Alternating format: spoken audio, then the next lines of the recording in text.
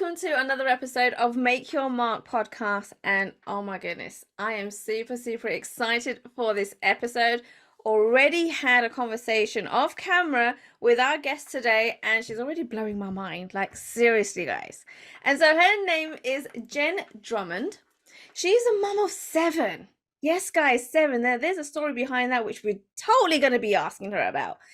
She's a successful business owner and a world record holder. As the first woman to climb the second highest summits on each of the 7 continents, she now spends her time inspiring others to create a thriving business and lasting legacy of their own. She shares her story and strategies for success through her book, Quit Proof: 7 Strategies to Build Resilience and Achieve Your Life Goals, and Seek Your Summit podcast. She also talks about her program and her signature talks. Please welcome Jenn to the stage. Oh my goodness, Jenn. I'm so excited to have you here. Thank you so much for having me. I'm so excited to be here. It's perfect. Yeah, for sure. Now, one of the first questions, well, I've got many questions to ask you now, right? But I would love for us to kind of go into this episode, explain to our audience today a little bit about what your journey looked like. I mean, it sounds like you've done a lot in a short amount of time, right? Yes. So what did that look like? Because a business doesn't just start up overnight, right? So what was your journey No. like? Yeah. So when I was in college, I had a friend that graduated a year ahead of me and took a job in finance. And he told me, he's like, Jenn, you need to take a job in finance. You're expensive. This is a field that pays well and you'll be able to afford your lifestyle. And so I said, okay, perfect. So I didn't even like think about interviewing or whatever. I'm like, I'm going to work where my friend works. That sounds great. So I graduated from college a year early to take this job that had an opening. And I worked for this company for a few years, learned the mousetrap, learned what they did, how they did it. And then I found a way that I could maybe do it better in a little bit neighboring niche. And so I broke off, did my own thing, had a few setbacks there, but eventually found my rhythm and built up an investment service company that white labels a platform for institutions. And over the course of the years, I've hired myself out of a job, essentially. I run the numbers and check in a little bit behind the scenes, but that has let me do all these other things that I enjoy with my time, because that's what I was valuing. Wow. Okay. So in your bio, we already mentioned and spoke about it briefly, you have 7 children and still have been able to run a business, be a mom, be a business owner, be successful at both.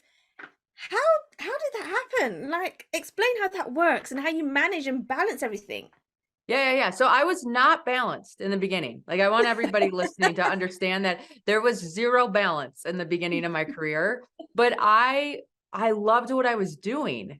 So for me to spend 12 to 14 hours a day doing it, it didn't matter. The only thing that was competing with my time was drinking with friends or doing things like that. And I wasn't really into that. I had a vision of building a successful business and having myself have free time later on in life when I wanted to have children. So that was very much my intention in the beginning. Wow. What was not my intention is not being able to have children naturally. I had no idea that I was going to struggle with fertility issues. That was a huge emotional trauma type thing just because I'm female. We're born to have babies. The one thing I was born to be able to naturally do, my body was like, not happening. Right. So I had fertility assistance. Nothing worked. And then finally, one day they found the chemical cocktail that turned me into a hen, and they got a bazillion eggs. And those bazillion eggs became 14 embryos. They planted 2. I got 1 son. And then I got a bill from the fertility clinic, after a year my son was born or something. I'm like, oh, no, that's cute. I've paid you guys plenty of money. I have no outstanding bills, but thank you. They're like, well, these are your embryos on ice. I'm like, oh, well, let's talk about this embryo conversation again. And in the US where I lived, because it's based by state, you had 3 choices with embryos. You use them, you donate them to somebody else, or you destroy them and they give them to you to destroy. I'm like, I just spent years trying to have my first child. Like, I do not want to destroy these embryos and have that karma come back and hit me full circle. So not an option. So then the Mm-hmm. other option was to donate. And I thought, my whole life I'm going to be wondering, are you my kid? Are you my kid? Are you my kid? So I'm like, okay, we'll use them. And the doctors thought I'd get 3 or 4 kids. Well, I have 7. I have 7. There's no more embryos, but there's 7 children. So that's that story. Oh my goodness, that is so freaking awesome. I love it. So, okay, I want to take a couple of steps back here.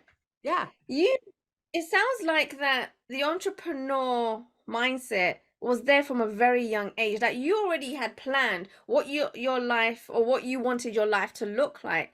Where, at what age did you kind of really decide that, okay, the corporate world isn't for me. I need to start my own business.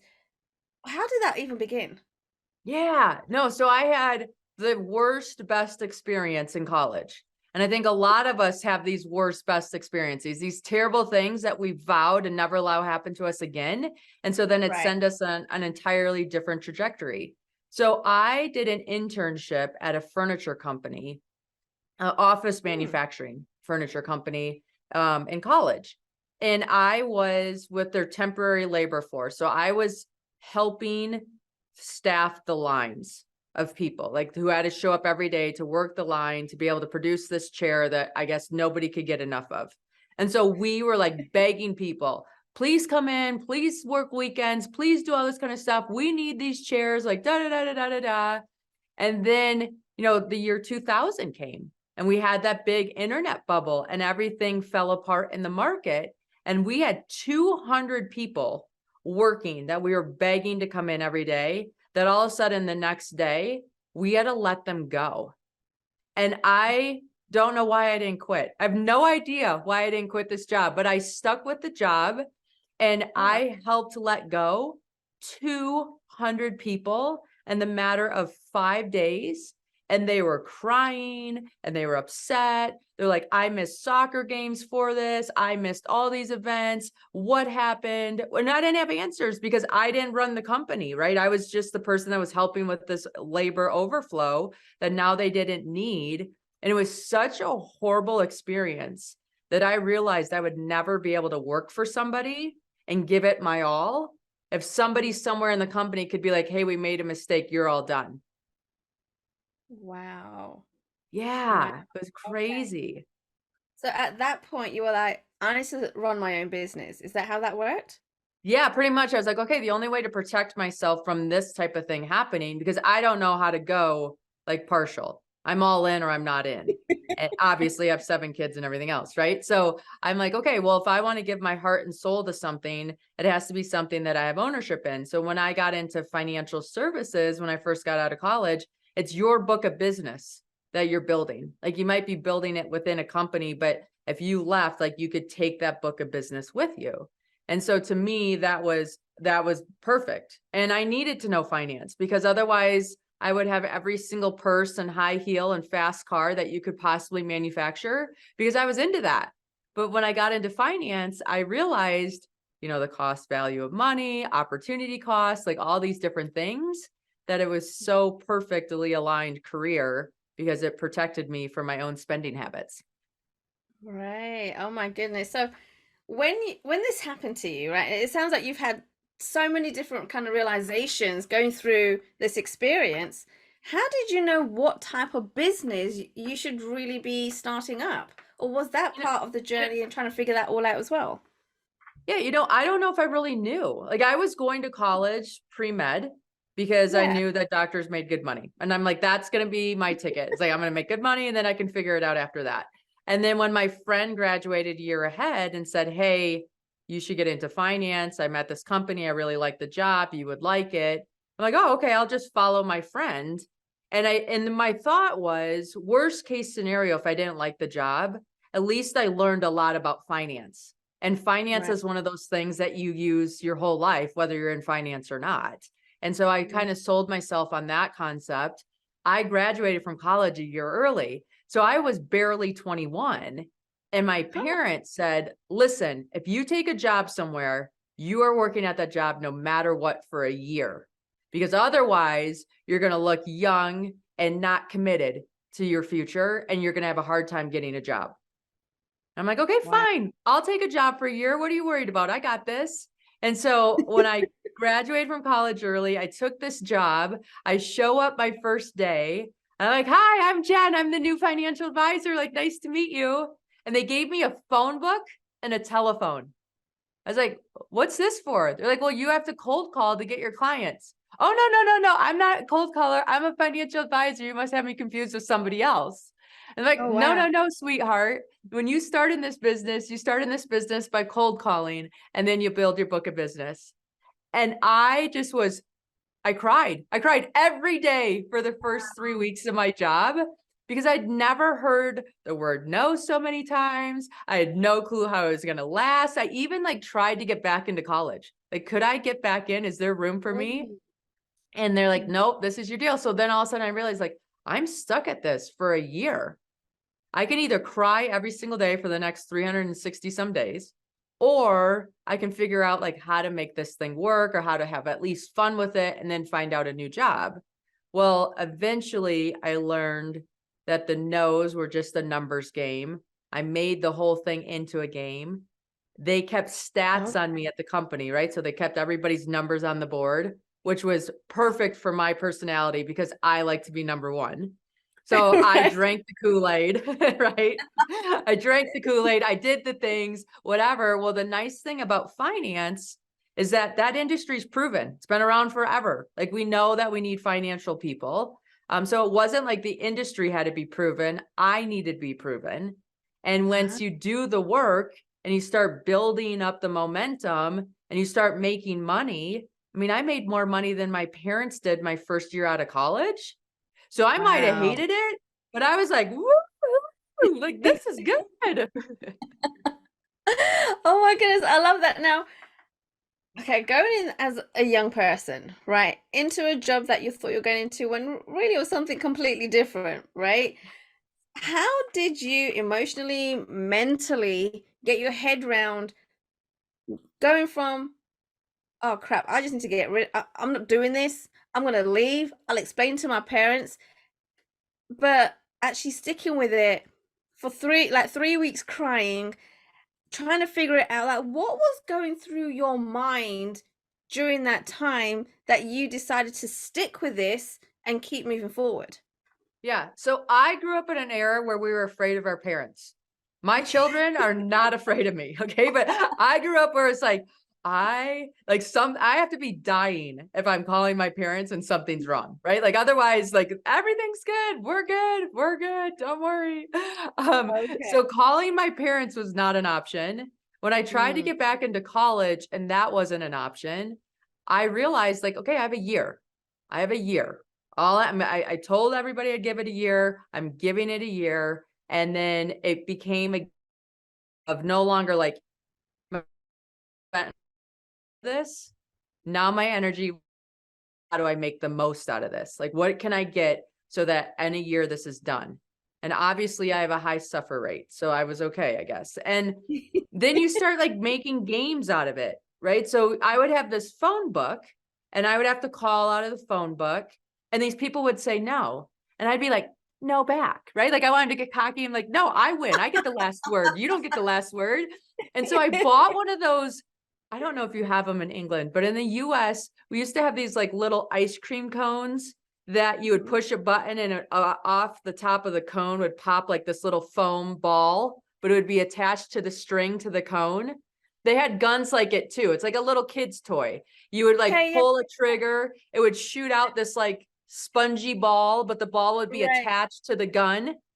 Yes. So I Yes, yes, bought yes. these things. So I had a gun that was like this little sponge ball gun. So anytime somebody said no, I'd shoot them. I'd be like, pow. And then I'd put my thing back on and I'd do another phone call. I'd be like, I shoot. Like, so then I felt like I got even, right? Like, you might have said no, but I said Right. no to you too. And then, Okay. right. And then I did this thing, which I'm sure anybody who's in sales knows. It's called smile and dial. You can hear a smile when you're on the phone. So I would bring a mirror into like my little area. And then I would be like smiling at myself so that the person on the other line would like hear that smile. And then I hated Right. cold calling so bad that like the minute I got one client, I was like, Mhm. who do you know? Who can I help? How can I get referrals? Like it wasn't like I wanted referrals. It was life or death if I got referrals, right? That meant any referral meant I did not have to sit on that phone anymore. And when Right. something's painful enough, we figure out ways to not have to deal with the pain. Right. That is very true. Oh my god, I love that. I love how you gamified it all. That is awesome. Okay, so Yes. tell me this, by the end of that year, first of Yeah. all, were you glad that you stuck with it? And number two, what were the, I guess, the three key points that you learned from that experience? Yes. Yes. Yes. Yes. So 100% grateful I stuck with it. I would have Hmm. not stuck with it if I didn't make that commitment at all. And my success was because I stuck with it. And my business today is because I stuck with it that first year. So, Wow. my advice to anybody starting out in a career, if you can do some kind of like agreement with yourself and hold yourself accountable to that. So, say you're going to stick at a place for a year, commit to Yeah. the commitment. Like commit to that commitment that I am staying here for a year, no matter what. And then now the journey becomes, how much can I learn? What will I use like in other careers if I want to pivot someday, and just really make the most of that year with that boundary in place. And I think that's very helpful for us to be able to maximize whatever situation you're in and extract as much value as possible. So that'd be one. Hmm.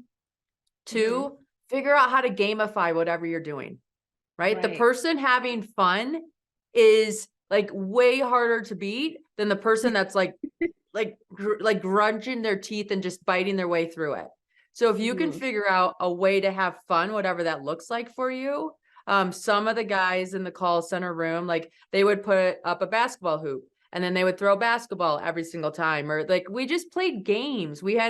You have to make it fun, which then brings Right. me to the third point is build community. Okay, calling by yourself in a room by yourself is terrible.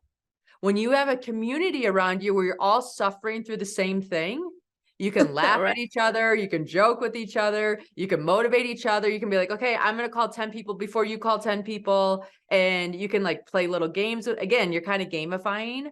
But if you Right. do these three things, commit to the commitment, figure out a way to make it fun, and build community around the activity, you're going to be successful.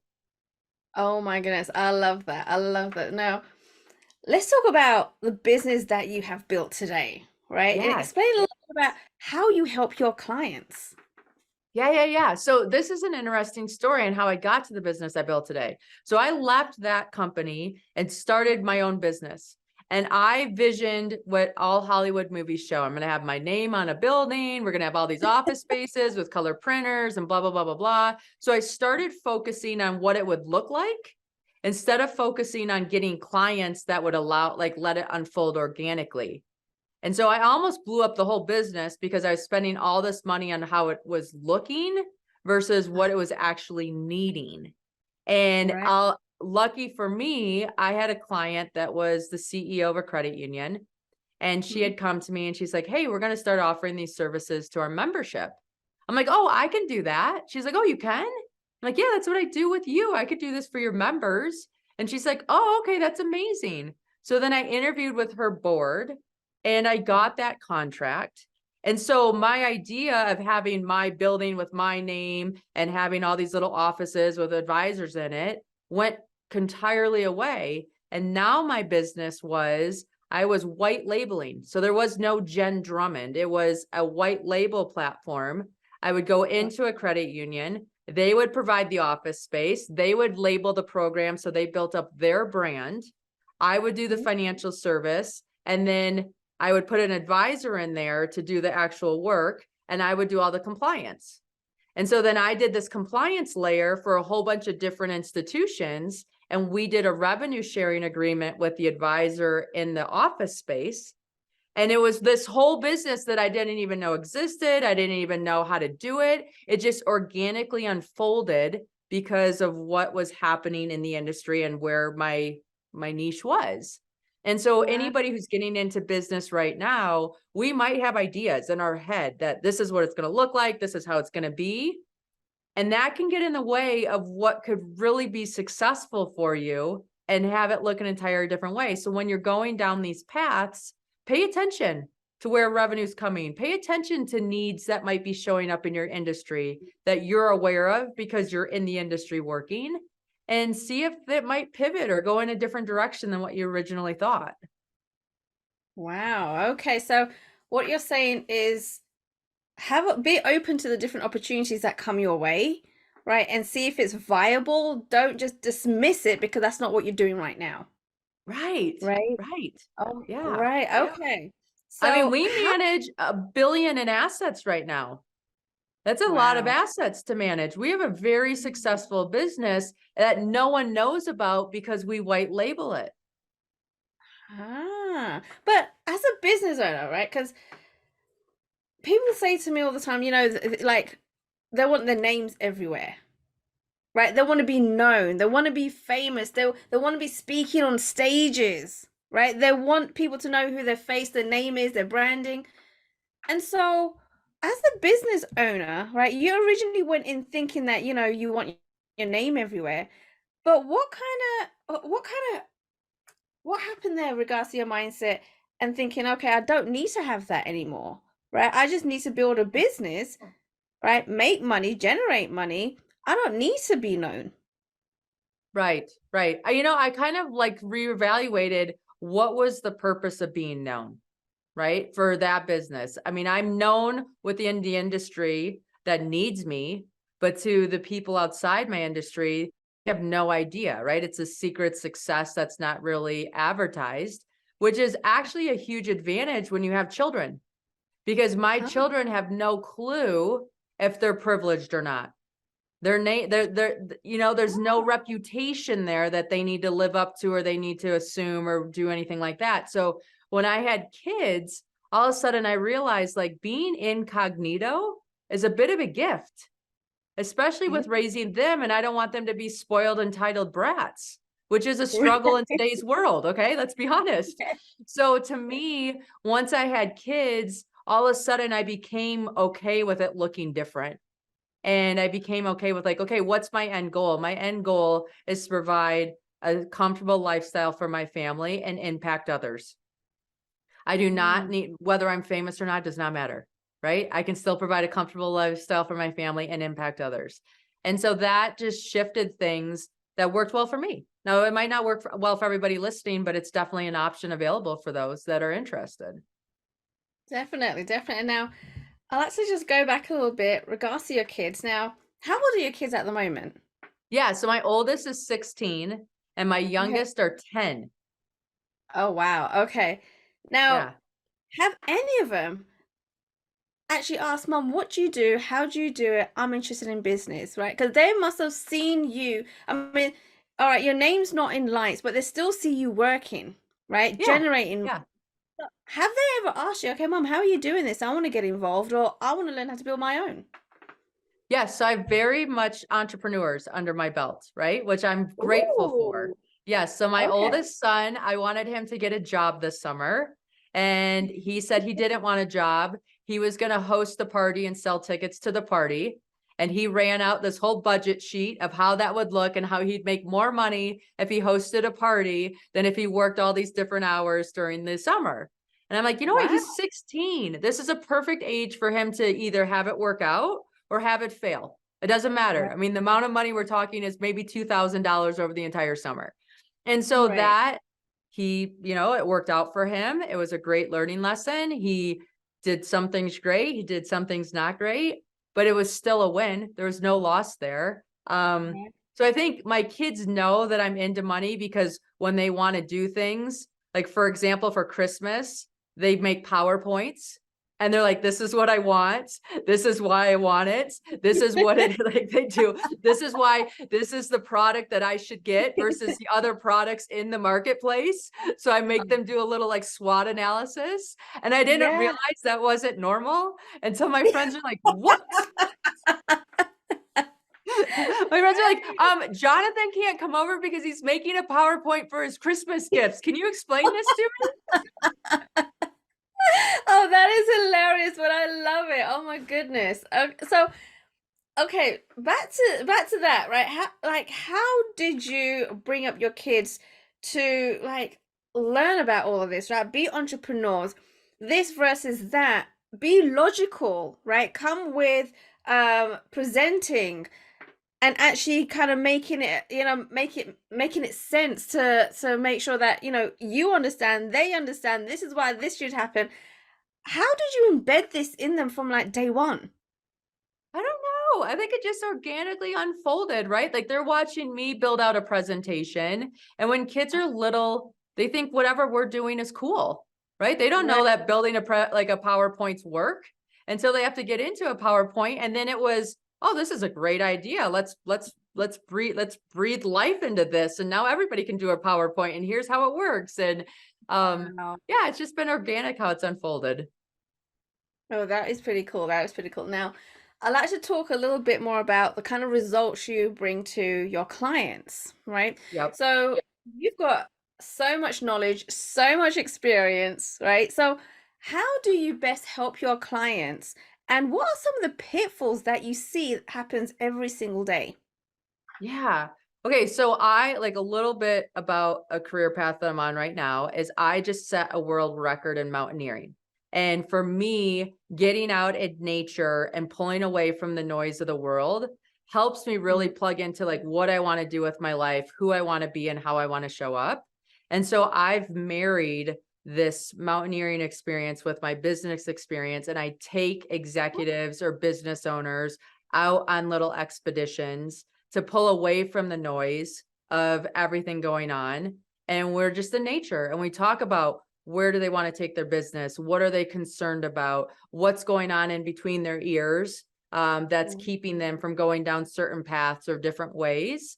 And so I become the sounding board for them and an environment that just lets them have the space to think and explore. We're in such a hustle and grind culture that to be Mhm. able to really move forward with intention and purpose, we need those timeouts. So a lot of Right. times I'm working with individuals and a timeout basis where we're looking at things, we're getting away, and then we're coming back recharged, reinvigorated, and ready to go forward. Oh, that is amazing. Okay. And you really do take them out of the comfort zone if you're talking about going on these mountains, right? Which I don't know how many of your clients are actually used to, Right, right? right, right, right, right, right. Now, like, I'll be honest, I might be Yeah. climbing Everest and K2 and things. I am not taking my clients on those types of expeditions.